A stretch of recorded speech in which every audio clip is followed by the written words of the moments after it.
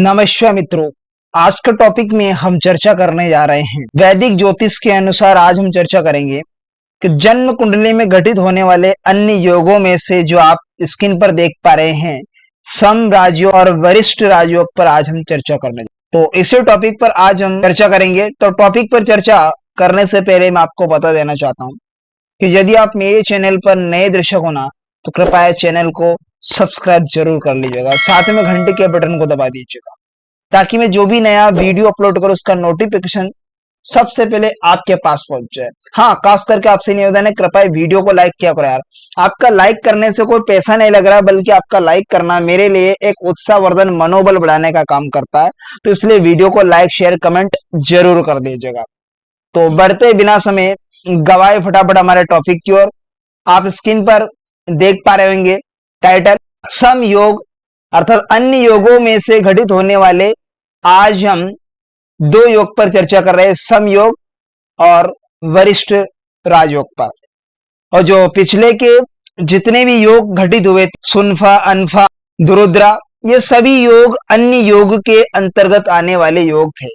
तो आज भी अन्य योगों में घटित होने वाले समयोग वरिष्ठ योग पर हम चर्चा करने जा रहे हैं वैदिक ज्योतिष के अनुसार। बात कर लेते हैं सबसे पहले सम राजयोग पर, अर्थात सम राजयोग का निर्माण कब होता है। तो आपको बता दूं कि जो सम राजयोग का निर्माण होता है, सूर्य और चंद्र से मिलकर इस योग का निर्माण होता है। तो आप स्क्रीन पर देख पा रहेंगे, ये धनु लग्न की कुंडली है। तो मान लीजिएगा लग्न भाव में सूर्य देवता बैठ गए, तो सन इज इन फर्स्ट हाउस, पहले घर में सूर्य की कंडीशन। अब चंद्रमा सूर्य जिस भाव में बैठे से दूसरे घर में, पांचवें घर में, आठवें घर में, जहां मैं टिक मार्क कर रहा हूं, और 11वें भाव, अगर इन भाव में चंद्रमा की कंडीशन बनी हो, चंद्रमा बैठे हैं। अब इन भावों को फन पर स्थान भी बोला जाता है वैदिक ज्योतिष। अगर इन भावों में चंद्रमा बैठ गए, मान लीजिए सेकंड भाव में मून देवता बैठे, या फिर चंद्रमा फिफ्थ हाउस में बैठे, या फिर चंद्रमा एट्थ हाउस में बैठ गए, या फिर चंद्रमा 11वें घर में बैठ गए, तो इस योग का निर्माण हो जाता है, अर्थात सम राजयोग का निर्माण जातक की कुंडली में घटित हो जाता है। अब इस योग में अगर जातक का जन्म हुआ हो तो उसे क्या फल मिलेगा। तो जातक धनवान होगा, वाहन का सुख भोगने वाला व्यक्ति होगा, और सुख की प्राप्ति, यश कीर्ति की प्राप्ति जातक को मिलती है। और बुद्धिमान ऐसा व्यक्ति होता है, विनय संपत्ति और विद्या का सुख भोगने वाला होता है ऐसा व्यक्ति, इत्यादि का सुख भोगता है, और इसका मध्यम फल की प्राप्ति जातक को होती है। लेकिन डिग्रीज वाइज, डिग्रीज अच्छी होना चाहिए जातक की जन्म कुंडली में, तो आपको अच्छा रिजल्ट जातक को मिलेगा। तो ये जो योग घटित हुआ ना, ये सूर्य देवता और चंद्रमा के योग से मिलकर इस योग का निर्माण होता है। तो आप सबसे पहली बात तो यहां पर डिग्रीज अच्छी होना चाहिए, इन प्लैनेट अच्छी कंडीशन बनना चाहिए, कोई पाप कर्तरी दोष से पीड़ित नहीं होना चाहिए ऐसा योग, कोई शत्रु प्लैनेट इनके साथ में मौजूद नहीं होना चाहिए। तो ये योग शुभ फल साबित देने वाला होता।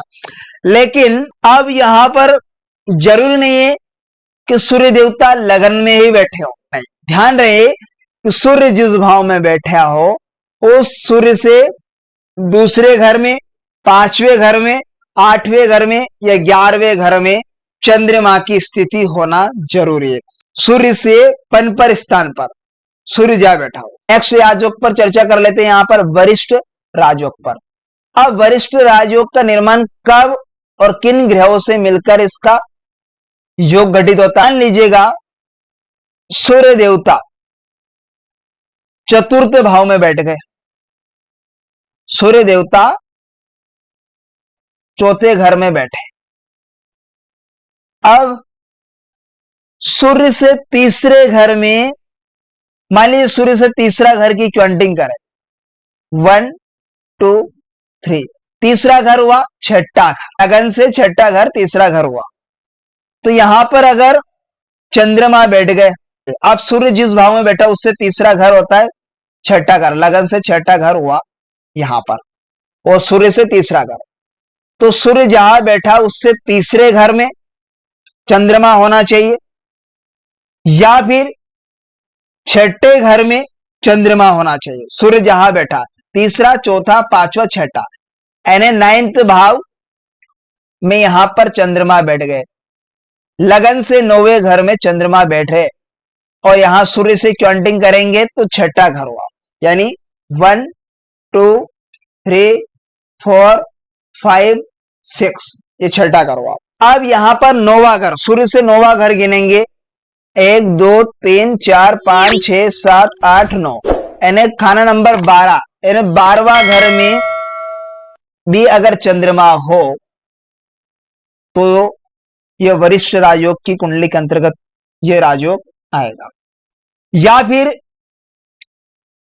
सूर्य से 12वें घर में चंद्रमा, सूर्य जहां बैठा उससे, तो 9वां 10वां 11वां 12वां, तो सूर्य के ठीक पीछे का घर यह 12वां घर हुआ जातक की जन्म कुंडली के अनुसार।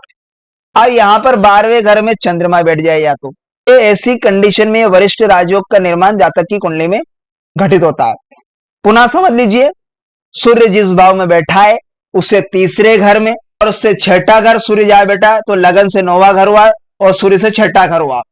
या फिर सूर्य से 9वां घर में तो सूर्य से 9वां घर हुआ और लगन से 12वां घर हुआ। क्लियर ये।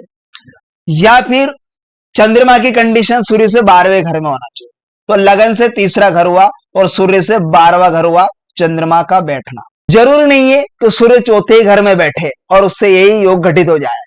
कहीं भी सूर्य बैठा हो लेकिन उससे तीसरा, छठे, 9वें या 12वें घर में चंद्रमा की कंडीशन बननी चाहिए और अच्छे डिग्रीज वाइज ये प्लैनेट होना चाहिए, तो ये वरिष्ठ राजयोग के अंतर्गत ये योग घटित होता है, उसका निर्माण हो जाता है, सर्जन हो जाता है। अब ऐसे योग में अगर किसी व्यक्ति का जन्म हो जाता है उसको क्या फल जातक को मिलेगा? तो जातक भाग्यवान होगा, बुद्धिजीवी होगा और श्रेष्ठतम ज्ञानवान होगा और धन संपत्ति का स्वामी व्यक्ति होगा, समाज में इज्जत मान प्रतिष्ठा को कमाने वाला व्यक्ति होगा और प्रसिद्धिया प्राप्ति को हासिल करने वाला होगा, मशहूर व्यक्ति होगा और सभी सुख साधनों की प्राप्ति उसे होती है। तो ये वरिष्ठ राजयोग के अंतर्गत ये कुंडली का निर्माण हुआ। तो ध्यान में इतना रखना है, जरूरी नहीं है कि सूर्य लगन में बैठ जाए या 10वें घर में बैठ जाए या 5वें घर में बैठे तभी है, कि चौथे घर में बैठे तभी ये योग घटित हो रहा है, नहीं, ऐसा कुछ नहीं।